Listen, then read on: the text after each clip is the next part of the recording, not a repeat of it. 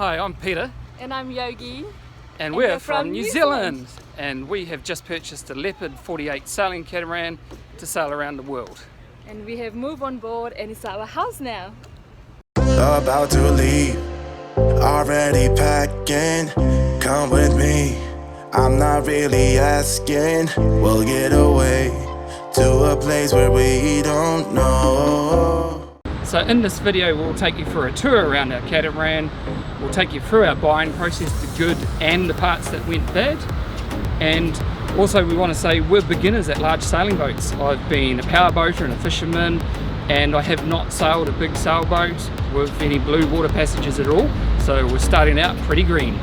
After years of planning and dreaming, it was time for our sailboat purchasing to get into top gear. So we flew to Florida to look at catamarans in that area, as there's not a lot of them in New Zealand.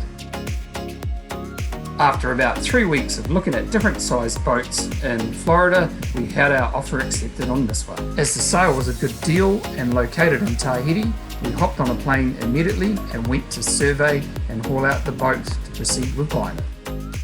Preparation for arrival in Papeete, please bring your seat backs to the fully upright position.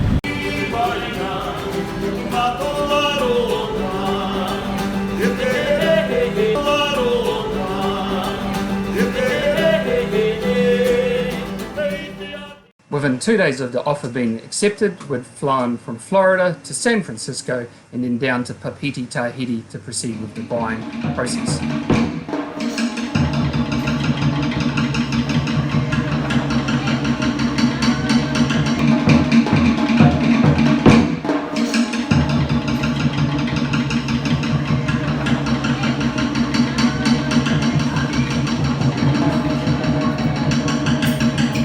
We're about to get lifted out of the water, and then we're going to have a look at its dirty bottom.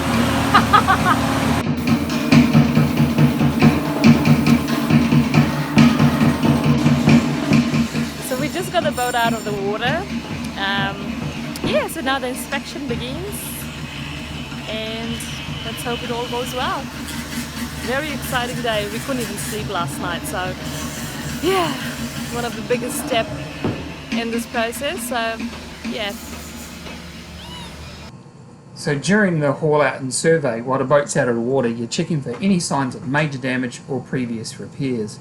As a buyer, you're also worried about it being hurricane damaged.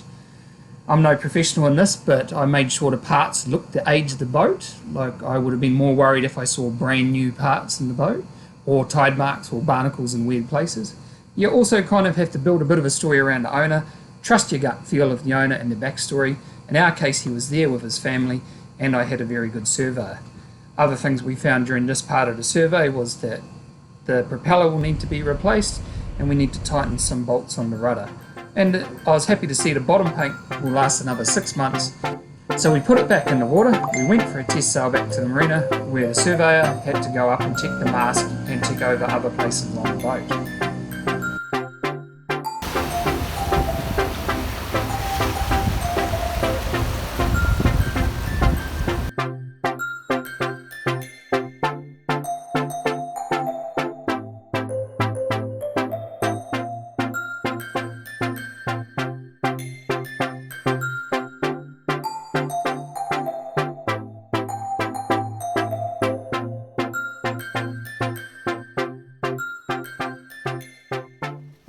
Yesterday we did the sea trial and the survey of the Leopard 48, and we went to unconditional on the contract. We're happy with the survey, it's a good boat.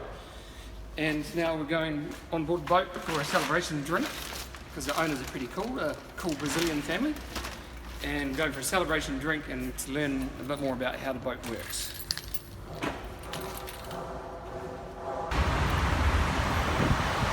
That's a nice lagoon. And it's registered same place as where we're from, New Zealand. Here we are. Sign your life away, Peter. So after signing all the paperwork, shaking hands, it was now our boat. In your heart I'm left behind, like a shadow in the dark. So let's go and have a look around the saloon, which is like the lounge, which is like the galley, which is like the kitchen. So here we are in the saloon, and this is where we like to work. Before we brought the boat, we dreamed of working in beautiful places and anchorages. So here we are, have a look. Hi! So this is where Yogi works doing her business accounting for her clients, and I've got my workstation set up over there where I do some editing and business strategy consulting.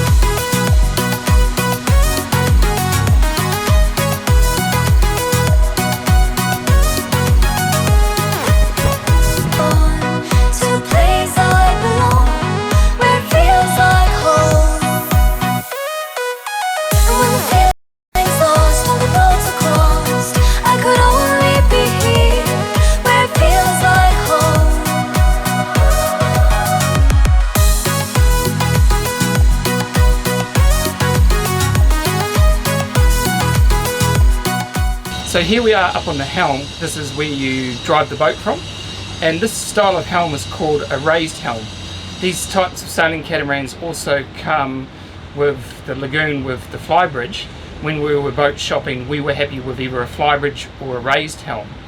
A lot of cruisers say the raised helm's better because you've got easy access down into the kitchen and the cockpit. We decided we're happy with both because with the flybridge you get an extra area. Maybe it's a bit of time out space if things get a bit tense on board.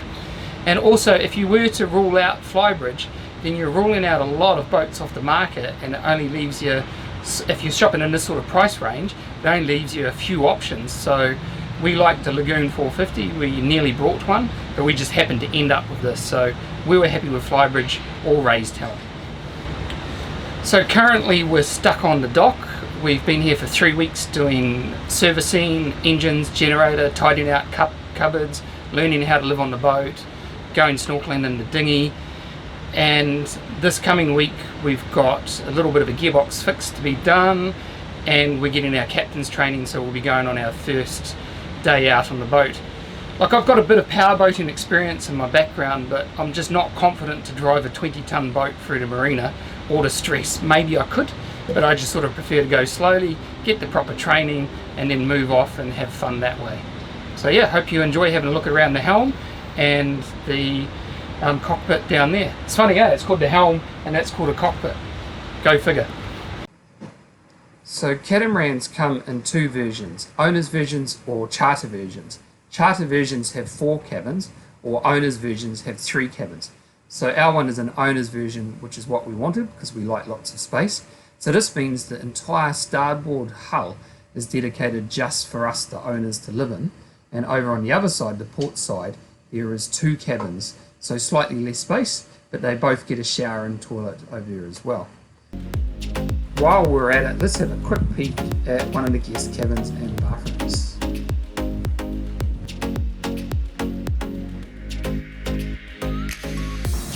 So we don't want to be plugged into the marina power, we want to be living out in the beautiful, peaceful world. So we make our power with solar panels, a 9 kilowatt Northern Lights diesel generator if there's not enough sun.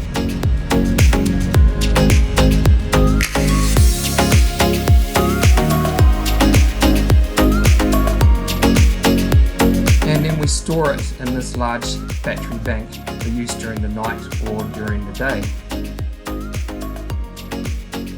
Catamarans have 2 diesel engines, one on each side. I'll show you the starboard side.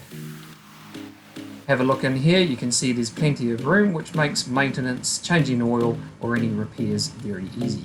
Additionally, the boat also comes with 2 little foldable bikes, which I've been really enjoying zipping off to the supermarket on.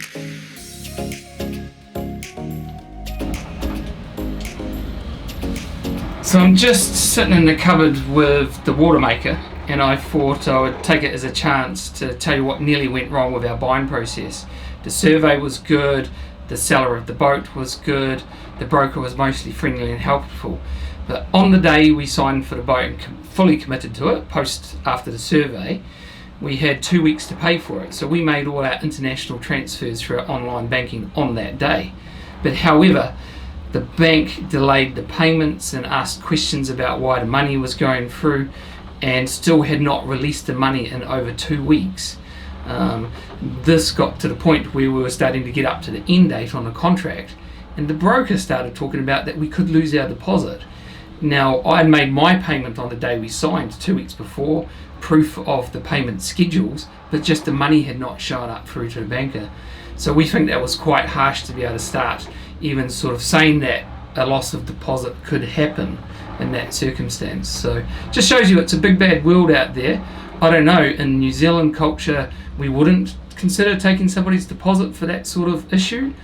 But maybe comment below on what you'd expect if it wasn't paid for on the due date. Would in other cultures the deposit money just disappear and you'd have to repay again? So, and the other thing that went a little bit tricky in the process is I believe the broker released the money for the boat without really confirming that there was no bank lien on the boat, and I had to do that myself.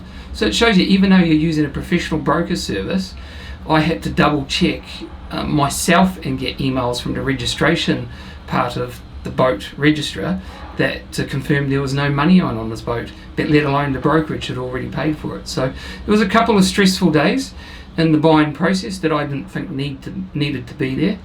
But yeah, let me know your thoughts on that below, and maybe I can answer some more questions. But here we are in the Watermaker cupboard, and I've got one more place on the boat to show you, which will be fun, so stay with us. So have we shown you the dinghy yet? No? Let's go for a ride in the dinghy. It's one of my favourite things.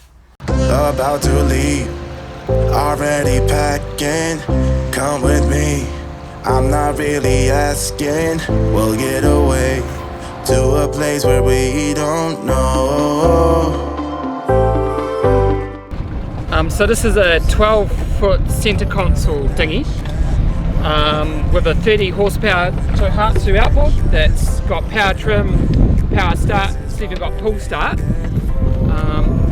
It's very comfortable for cruising around, and this is our car. It gets us out of the boat when we want to stop working and go away. I'm a bit undecided though whether all of this, compared to just a traditional dinghy, like where you'd sit over here like this, so all of this seat and console takes up a lot of space, so undecided, but it is nice, it is comfortable, and it's a very cool dinghy. We will see.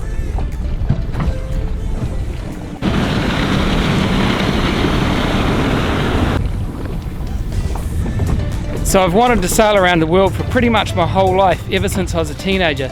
But it was about 4 to 5 years ago we started to really plan whether we could live on a boat part-time, full-time, because we just really loved boats and loved being out here. Now looking back, eyes on the freeway, Bonnie and Clyde, a classic cliche. So I'm 41 and Yogi's 38. And we decided to do this before we got to our 60s, because who says you're guaranteed to get to 60? There's a lot of 45-year-olds or 50-year-olds still dying of heart attacks. The old cancer could come along. So we've both been career people, and we just thought, nah, it's time to sit back. We've still got to work, but it's time to sit back and enjoy life. So here we are.